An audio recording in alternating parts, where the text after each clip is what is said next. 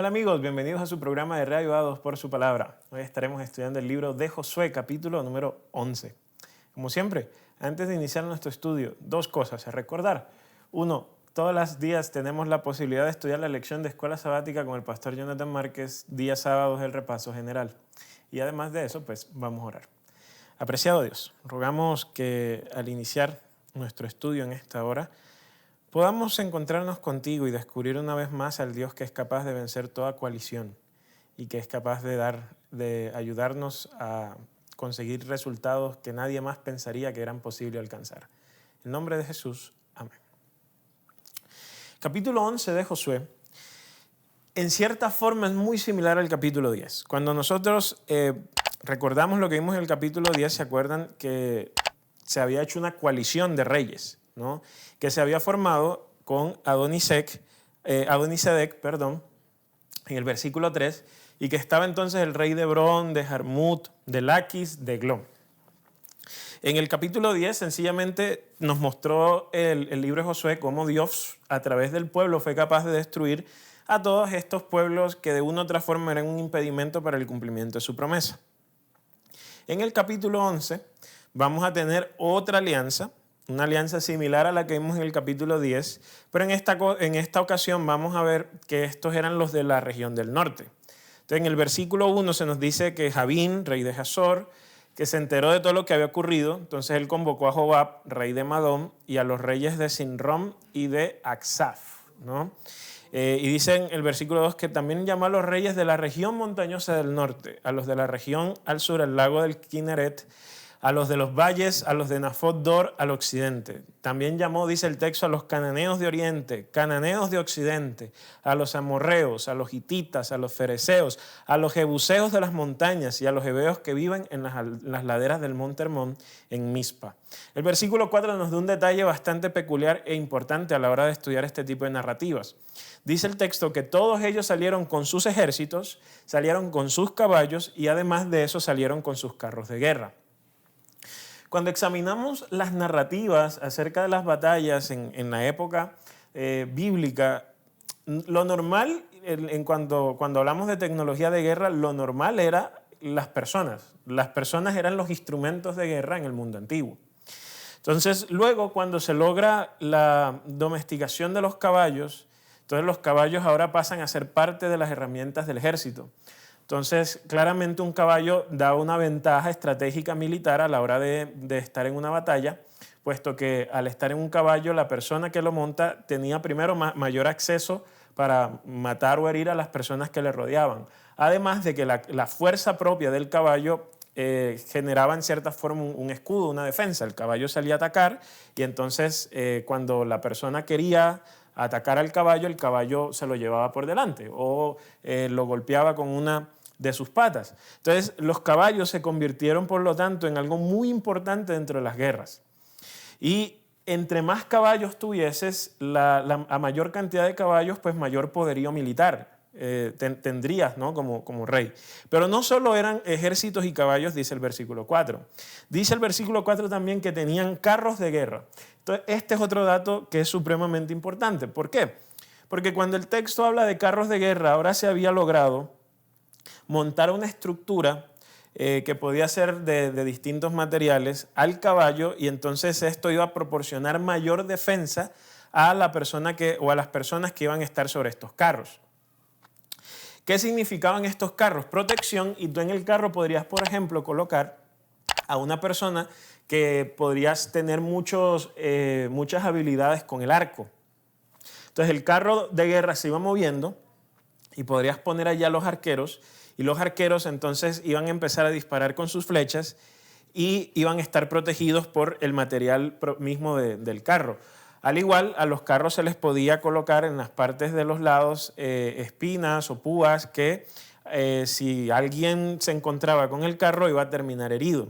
Entonces, el capítulo 11, versículos 1, 2 y 3, nos dice sencillamente que esta alianza ante la cual se va a enfrentar el pueblo de Israel es una alianza supremamente grande en términos de personas. Pero el versículo 4 nos dice que no solo eran personas, sino que tenían una maquinaria de guerra impresionante, ¿no? Era una maquinaria de guerra que era en este momento, era hablar de los mejores tanques, de los mejores aviones, de las mejores líneas de ataque que un ejército podría llegar a tener. Y en el versículo 5 se nos dice que, bueno, ellos no estaban peleando cada uno a su manera, sino que estaban en un solo ejército, ¿no? Y dice que acamparon junto a las aguas de Merón para pelear contra Israel. Esto no es un dato menor. Si ustedes logran ver en los textos bíblicos y en la historia en general, había mayor chance de conquistar un pueblo cuando un invasor, que en este caso el rol del invasor sería el del israelita, cuando un invasor peleaba contra solo un pueblo. Pero si este pueblo empezaba a unirse, se iba a generar un problema porque al ser las personas nativas de la tierra, tenían contactos, tenían posibilidades de decir y de unirse en un discurso de vamos a defendernos contra aquellos que vienen a quitarnos nuestra tierra. Y entonces a través de este discurso podían unificar un batallón o un ejército lo suficientemente compacto como para presentar un frente de guerra organizado y sobre todo amenazante para el pueblo de Israel. Entonces no estamos hablando de que era cualquier desafío el que se estaba enfrentando el pueblo, era un desafío supremamente grande. Por eso en el versículo 6 aparece el diálogo que Dios tiene con Josué y le dice, no les tengas miedo. ¿Por qué? Porque era normal tenerles miedo. Israel no tenía en este punto caballos, no tenía carros de guerra. Ellos sencillamente tenían personas y a Dios de su lado. Quizás no tenían lo que todo el mundo esperaba y te pedía tener para que pudiese ser exitoso en la vida, por así decirlo. Pero aún así dice Dios en el versículo 6 que Él se los iba a entregar a todo ese ejército numeroso, imposible de conquistar en las manos de Israel. Y ellos, dice el texto que ellos debían quitar los carros de guerra de los caballos e incendiarlos, ¿no? En el versículo 7 pues se nos cuenta que Josué toma su ejército. En el versículo 8 dice que el Señor se los entrega en las manos de ellos, los atacan, los persiguen y que no quedaron sobrevivientes y que efectivamente el pueblo cumplió con aquello que Dios le había mandado respecto a los caballos y respecto a los carros de guerra. Entonces acá el texto nos dice que, bueno, que ellos quemaron casi todas las ciudades excepto las de la montaña y que las pertenencias del enemigo y su ganado se tomó como botín de guerra. Las guerras son una máquina de hacer riqueza, ¿no? Esto es un hecho comprobado históricamente. Entonces, cuando Dios lleva al pueblo de Israel a la guerra y a la conquista, los está llevando a una conquista de tierra, sí, pero también a través de los botines de guerra que van quedando, Dios está equipando al pueblo para que no solo ahora tenga la tierra, sino que también tenga lo suficiente para producirla, ¿no? Y para hacer entonces que la tierra, y pues porque para hacer producir la tierra teníamos que tener semillas y había que tener los animales para arar la tierra y demás. Entonces Dios estaba equiparando al pueblo con todo lo que necesitaba.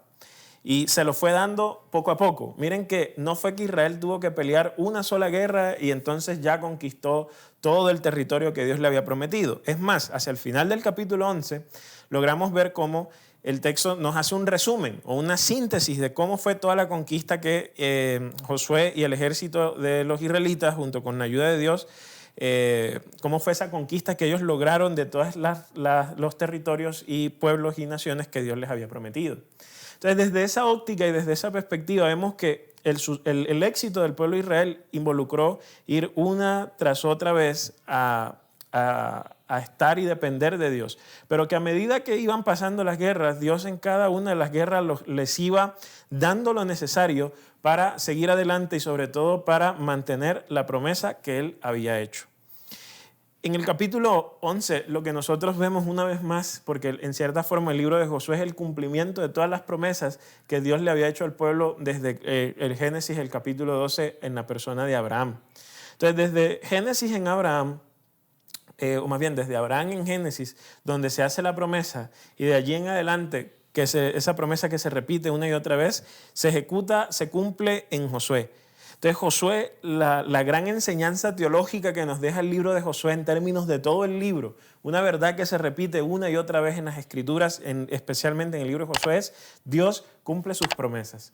Y lo interesante de las promesas de Dios es que Dios cumple sus promesas por misericordia o por su fidelidad, ¿sí? Estos conceptos son interesantes porque, por ejemplo, la palabra misericordia, que viene de la palabra hebrea hesed, tiene que ver con amor incondicional, ¿no? Es como un amor que no se acaba. Y es lindo ver cómo Dios, a pesar de todos los fracasos y de todas las rebeliones que ocurrió en el pueblo de Israel, aún así los llevó a feliz término al cumplimiento de su promesa. Entonces es bonito lograr ver cómo Dios, debido a esa fidelidad, ese amor incondicional que le tiene al pueblo de Israel, lleva, y a pesar de que ellos no lo merecían, les da lo que ellos precisamente no merecían, pero que Él consideraba era propicio darles, que era la victoria sobre este gran ejército. Israel solo nunca hubiese podido derrotar en términos humanos y militares a estas coaliciones que se le armaron, pero aún así Dios logra hacerlo. Y es interesante porque cuando el pueblo de Israel, con el paso del tiempo, miraba atrás y decía, ¿cómo fue que llegamos a esta tierra? Entonces, ustedes recuerdan por allá en la historia del cruce del Jordán que se hizo un monumento precisamente para recordar que el pueblo de Israel había cruzado el Jordán. Yo me los imagino pensando cómo fue que llegamos a tener esta tierra, cómo fue que llegamos de ser un pueblo y de ser una nación esclava en Egipto, ahora a poseer esta gran cantidad de tierra del otro lado del Jordán.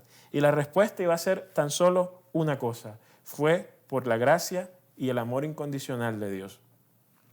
Cuando miramos a veces atrás en la vida, nos damos cuenta de que llega el momento de nuestra vida donde también llegamos a la misma conclusión. Que miramos hacia atrás y decimos, ¿pero cómo? O sea, ¿cómo yo pude pagar tanto dinero en esta cantidad de tiempo cuando matemáticamente no me da? Si yo saco comida, arriendo y esto, es que no me cuadra. Pero aún así logras pagar un préstamo, aún así logras tener un sueño, una casa, un viaje. Y tú dices, ¿pero cómo? Y con el paso del tiempo se van acumulando y acumulando una y otra vez estos diversos elementos. Y miras atrás y lo único que queda para decir es que sin Él no hubiese podido. Sin Dios no hubiésemos llegado acá donde estamos. De la misma forma en que Israel, la única explicación que tenía de cómo había podido llegar a conquistar esa tierra era Dios. Capítulo 11 de Josué, en cierta forma, es una invitación a dos cosas. Uno, a no olvidar al Dios que nos da las victorias del pasado. Y dos, es a, como le dijo Dios a Josué, es a no tener miedo. Porque ese Dios que nos has traído hasta este punto es el mismo Dios que tiene la capacidad para llevarnos y para consolarnos y estar a nuestra disposición en las vicisitudes de la vida. En esa vida que es como un mar que viene, que va, que es como las olas que suben y bajan. Pero es así es la vida. Pero en medio de esa vida nosotros tenemos la estabilidad de un Dios que si nosotros bajamos, baja con nosotros, y si subimos, sube con nosotros, para que tengamos conciencia de que al fin y al cabo, cuando miremos atrás, la única cosa que podemos decir es, esto lo hemos logrado por la misericordia de Dios.